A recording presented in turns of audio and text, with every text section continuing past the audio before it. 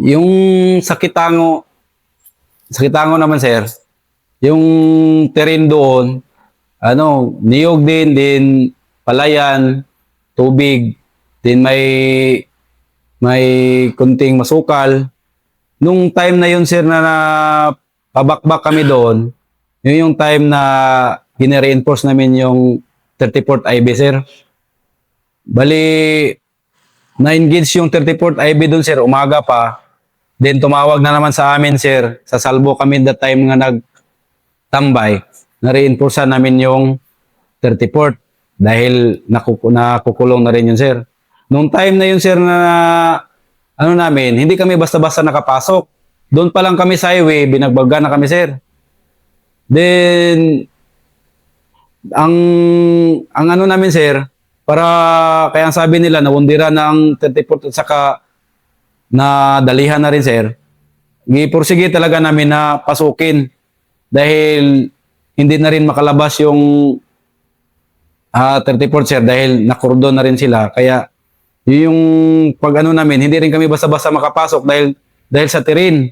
Dahil yung terrain diyan malapad yung area, malinis. Kasi ang dadaanan mo diyan, lining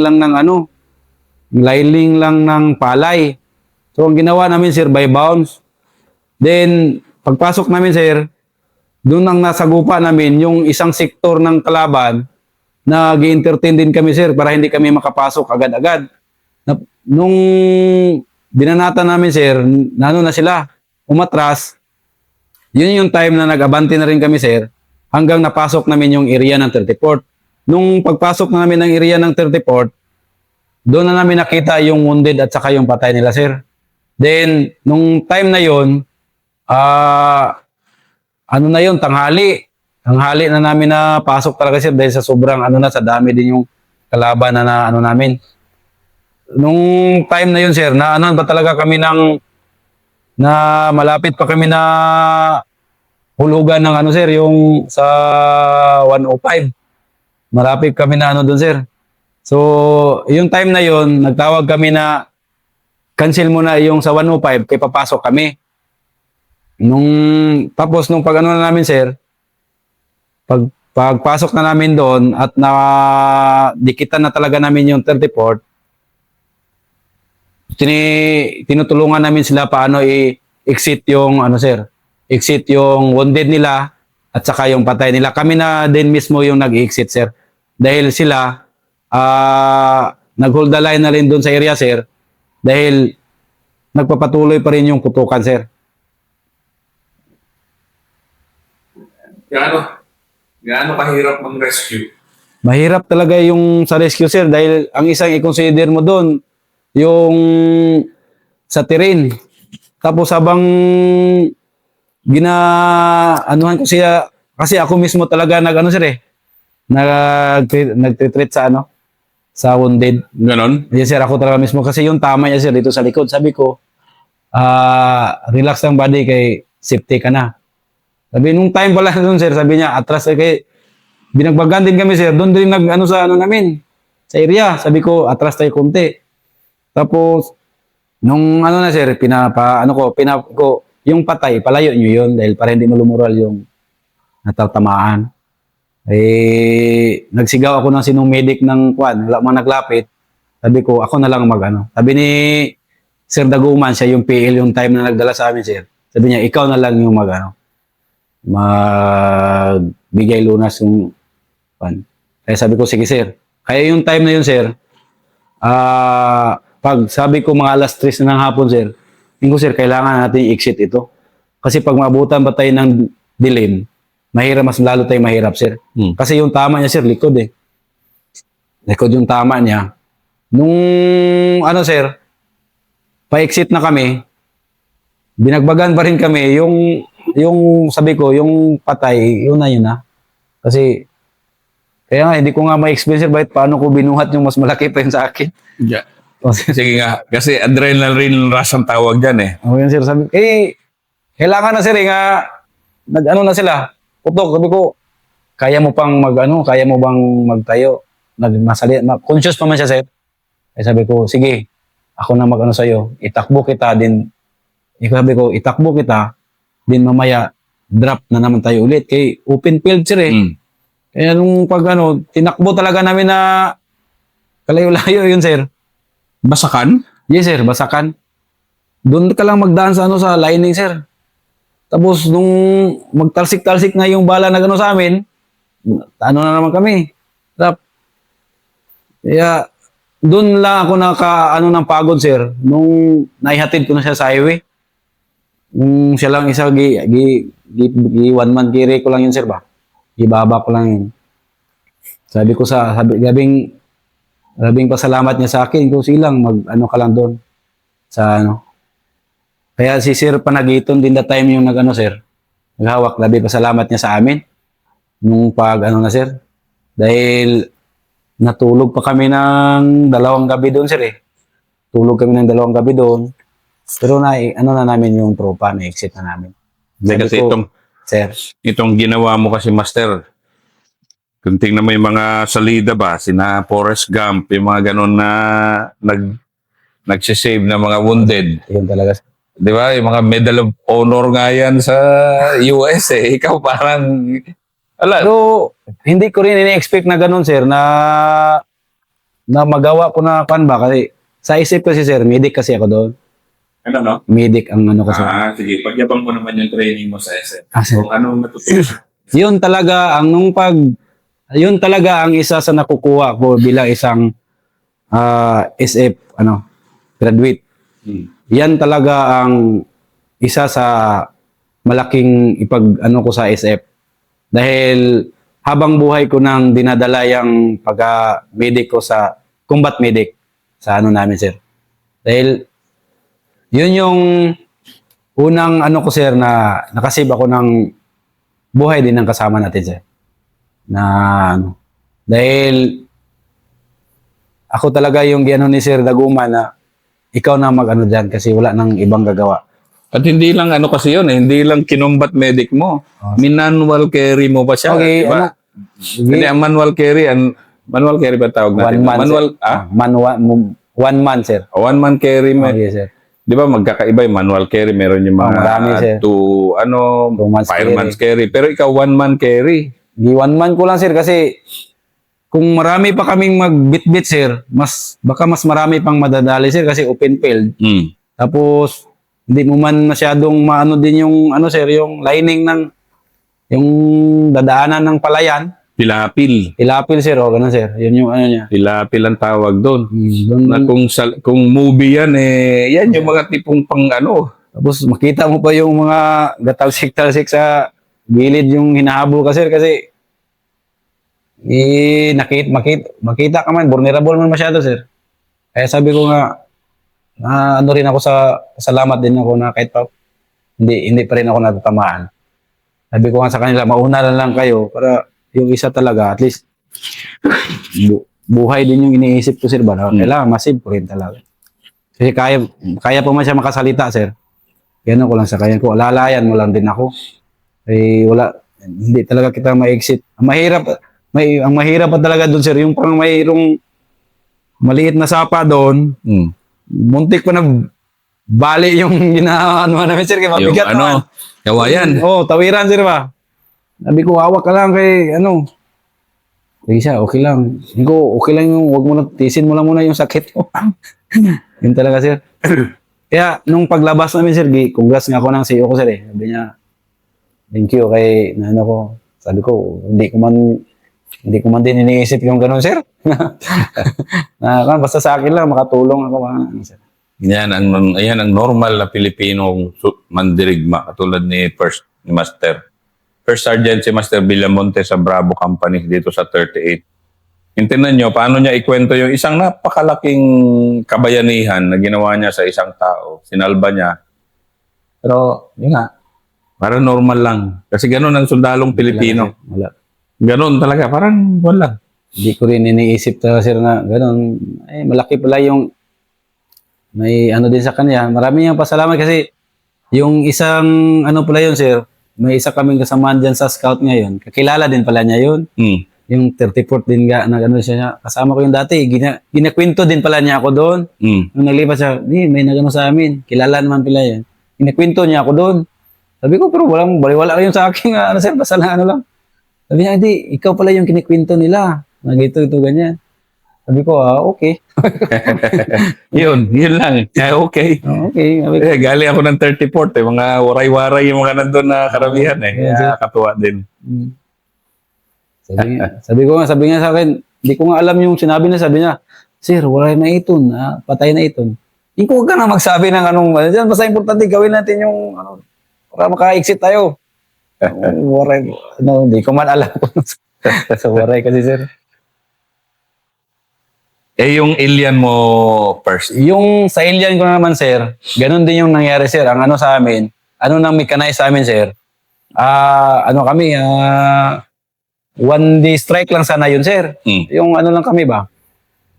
May puntahan lang, ito ganyan. Tapos, nung bandang na, sir, bandang alas 4 na ng hapon, pa-exit na sana kami yun, sir, Kasi body namin yung mechanizer. Pa-exit na sana kami yun, sir. Kaso may nakita kami mga sibilyan na silabasan, may bit-bit, sir ba? Yeah. Mga nila, pang bahay, lahat na mga bit-bit. Tinanong namin, sir, bakit kayo nagsialisan? Sir, may doon, may armado doon. Pinuntahan namin, sir. Pero yung nauna doon, sir, yung mechanized, nagsunod, lang kami, parang lakad lang pa gilid, sir. Sila ang nauna. Ngayon, pagdating namin banda doon sa saan banda nagsabi yung nasa lubong namin na may bit-bit na nag-backwit, sir. Nagkaroon ng pupukan, sir. Nung kaputukan na, sir, alas 4 na ng hapon, yun na yun, sir, nadalihan agad yung tropa natin, sir. Dalawa yung nadalin la agad, din isa naman yung wounded. Yun yung time na yun, sir, nag-ano na kami. Yun yung ginapaano na namin yung simba, sir. Hindi man makatawid ang simba dahil din may mga tubig, sir, na yung mga lining din ng palayan. Yung gano namin sa kasama namin, sir, para ma-reinforce sila, sir, at mapuntahan namin. Nag-ano kami ng 90RR naman, sir, kasi kada lakad namin, sir, may 90RR kami, sir, kadala. Yun yung pinaka-ano namin, sir. 90RR, nakabitaw kami ng 4. Sabay, kami, sir. Pasok kami. Nung na yun, sir, ako na naman dun yung nag-save sa isang natin, sir, tropa nga na wounded. Grabe Oo, sir. Ang tama niya, sir, dito.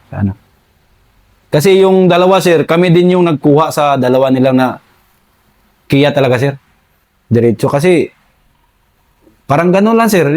Yung malaking lining at doon. Kadalasan kasi sila nagtatago, sir, sa mga lining. Lining lang. Oo, sir. Tapos yung may mga pispan. Doon sila sa yung na pispan doon na tangang taga dito. Doon sila nag-abang na, sir, ba? Nung sir, yung tropa natin sa mechanized, yun, sila, sir. Bagbagan. Hindi mo basta-basta yung tabunak doon, sir. Kaya grabe yung tabunak din. Tabunakan. Ano? Tabunak, sir. Yung mga damo-damo. Taburnak ba tawag dito? Tabunak yung ginano nila, sir. Mga tabunak. Magindanawan o Ilonggo na word dyan? Maguindanao siguro yung Yung taburnak? Okay. Yung akala mo parang napier. Parang ganon. Yung nag-ano doon. Doon sila sir. Ganon lang. Hintay. Doon na sila hintay, sir. Tapos, nung namin, sabi ng CEO namin, kay Juan? Tapos paggabi na rin, sir. Sabi ko ng tropa ko, takbo ka doon sa nung gadala ng TRR, sir. Takbo tayo dito natin i-plaster kasi di man may fire support, sir, kasi line of fire. So, adjust kami doon, sir. Nung pag-adjust namin, binanatan naman kami ng doon, sir. Yung sa 50 nila, kasi may 50 talaga yan sila, sir, pag mag-position. Nung doon na nakabitaw na kami ng 4 na bala, sir. Saka pa medyo na neutralize sila, nagtakbo. Hindi naman tayo lahat sila, may din, magputok-putok pa rin. Yun yung time na nadandahan na namin nalapitan yung tropa, sir, na wounded at saka Yung sa wounded, ako naman yung nila, sir. Sabi niya, puntahan mo na doon kasi yung sa mechanized, wala silang medic. Di, gapang na naman ako doon, sir. Naghingi, sabi ko, sir, bigyan mo ko ng isang team kasi di ko makaya ng, gaano pa, sir, bagbag pa. yung gano'n namin, sir, gapang talaga para makuha. Hinila siya doon. Yeah. Nasaan siya? Nasa tabi ng bakal. Hindi, sir. Nasa unahan pa talaga, sir. Yung bakal, hindi makapasok dahil may, ano, sir, yung may lining na may tubig kasi, palayan kasi na ano yun, sir, ba? Hindi makatawad. Hindi man kasi yun yung parang bakal yung ano niya, sir. Yung wheel siya, yung digulong. Oh, yung ano, sir, di gulong mo yung, hindi, yung bakal yung ano doon. Kaya nag-request pa sila na, sir, na bakal ang makapasok. Pero, na-exit namin yung, sabi ko sa mechanizer, yung si Captain Robles, sabi ko sa kanya, sir, i-exit natin ito. Kasi kailangan na talagang, ano to kay, iba yung, ano ng concept ba? Sabi ko, wag ka lang magpanik, kaya mas lalo kang madisgrasya. So, paano mo naman in-approach yun? Sige nga, magkwentong combat medic nga tayo. Ano ko siya, sir, ginapang ko siya, sir, kasi ginapang ko siya dito, sinila ko dito. Mm. Sabi ko, ang baril mo at saka yung pack mo, hayaan mo muna yun. Hayaan mo muna yung pack mo at saka baril mo kasi kunin, ipakuha lang ko lang sa kasama ko. Huwag mo na isipin. Ang importante, alalay ka lang sa akin. Hinila ko yan, sir. Baga, gidrag ko lang siya na ano, para makarelease na siya sa killing zone, sir. Nasa killing zone siya. Yes, sir. Pero Ikaw nasa killing, anong feeling mo na nag-extricate ka ng wounded sa killing zone? Kasi nasa killing zone ka na rin. Yes, sir. Ang ano ko lang talaga, sir, hindi ko na iniintindi kung ano yung putok na narinig ko, sir. Ang ginaano ko na lang, iniisip ko na lang kung paano ko siya makuha. Yung talaga ang ano ko, sir, na hinila ko lang siya. Hinila ko na lang siya hanggang doon sa makaiwas tayo sa killing zone. Kaya sabi ko, kitang-kita tayo dito kasi ano, sir, anong palayan na bagong ani. Na umuulan ng bala, Oo, yung ganun, sir. Nagano siya. Sabi ko, mahirap na. Kaya ang ginaano namin, ko siya sa may, yung sabi ko siya na tabunakan. Dito tayo, banda, gilid, para hindi tayo masyadong vulnerable sa kalaban. Kaya nakausap ko pa man siya, kaya ang dama niya dito. Sabi niya, ako siya, relax ka lang, huwag ka lang matakot. Kaya amin naman yung ano doon. Ang tumawag sa akin, sir, yung isa din sa kasama namin na ikaw na magpunta dito kasi walang mechanize. Ako, sige, ginapang ko naman. Sabi ko, lalayan nyo lang ako kay mahirap na mga kwan. Nung time na yun, sir, nilapitan ko yung ng mechanize. Sabi ko, sir, i-exit natin ito, sir. At least makasave naman tayo. Kasi yung dalawa, sir, yung dalawang patay, hindi mo na talaga yun, sir, kasi wala na. First bore talaga sila, sir. Inaabangan. Doon talaga nung nila. Nung dalawang wala. Dito sila sa sir.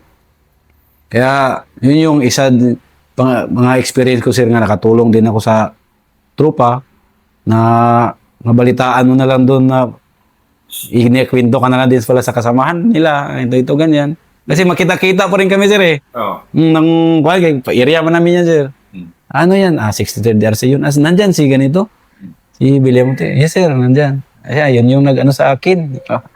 Yung ganun simple pasalamat na ganun Yan, sir. first, no? Oo, sir. Pero hindi ko na inintindi yung yung mga bala sa'yo, sir, pag wala ka na yun. Kasi dati, sabi ko, pag yun na yung naisip ko rin ba? Yung naisip mo na, ang iniisip ko lang dati, matulungan ko talaga siya. Yun ang iniisip ko. Hindi ko Yun ang spirit ng combat medic pala talaga. Yun talaga, sir, Huwag mo nang yung bala na wala, sir. Sabi ko lang, di pa ko siya doon sa concert, yung maliit lang na may bulubundukin na may dito tayo para dito ako ng sugat mo. Tapos ganito, lagyan ko siya ng dextrose, o ganyan. Tusukan ko siya para Pero sabi ko, natin agad kasi para talaga sa hospital. Agad. Pero doon pa rin kami nung time na yun, sir, na-exit namin. Pero na-exit na namin, sir, madilim na rin. Then doon na rin kami natutulog.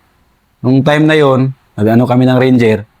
Request din ng ranger, parang 14 at 12 ba yun? Company. Sila na nagpurso doon, sir. Pinasok talaga nila doon.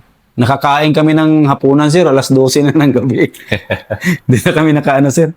Kaya, sabi ko, ito pala talaga experience ng buhay ng sundalo. Pero, nung time na yun, nagkita kami sa na-wounded, sir. Doon sa, masaya din siya. Sabi ko, salamat. Grabe pa salamat niya sa akin. Sabi ko, okay, walang problema. Trabaho mo natin yan.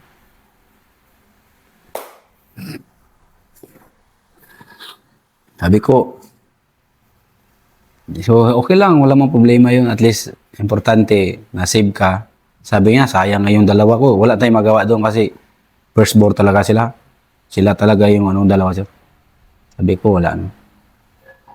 Yun yung isa sa mga, hindi ko rin basta-basta makalimutan sa buhay ko, sir, yung mga ganun na experience. Bakit? Dahil, hindi ko rin ini-expect, sir, na mabuhay pa pala siya dahil sa atin na tulong, sir, ba?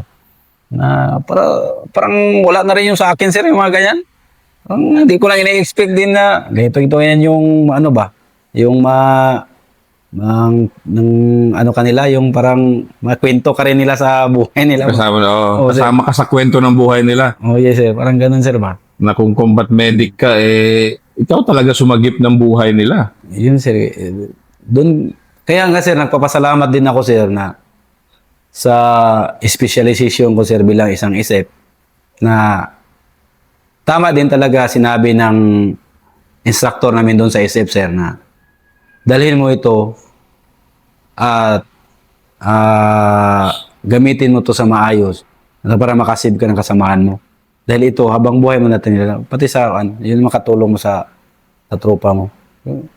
Yun talaga din, hindi ko rin makalimutan sa sinabi ng instructor namin na Si Master Gagamba yung una kong na-profile na combat medic yan. sige.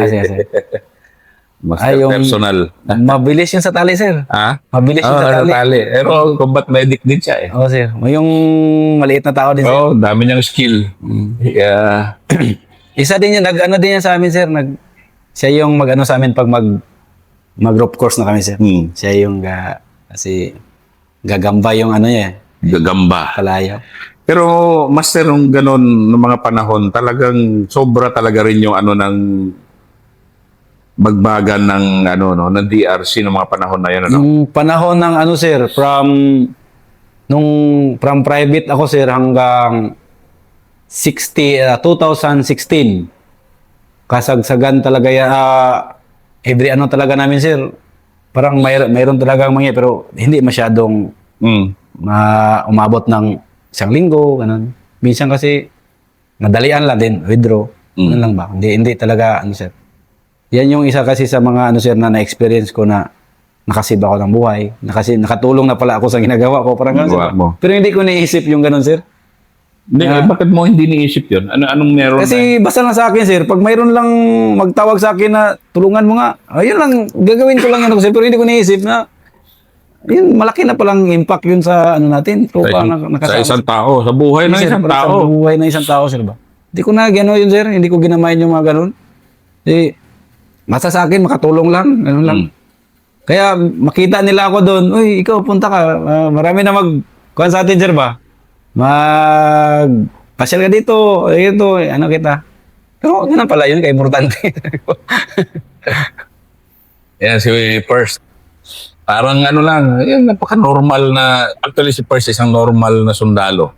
Sundalong Pilipino na ganyang klaseng tao na kanya, trabaho lang. Hindi yan, walang kapalit ba? Di ba? Na, yan, thank you. Yan ang kapalit.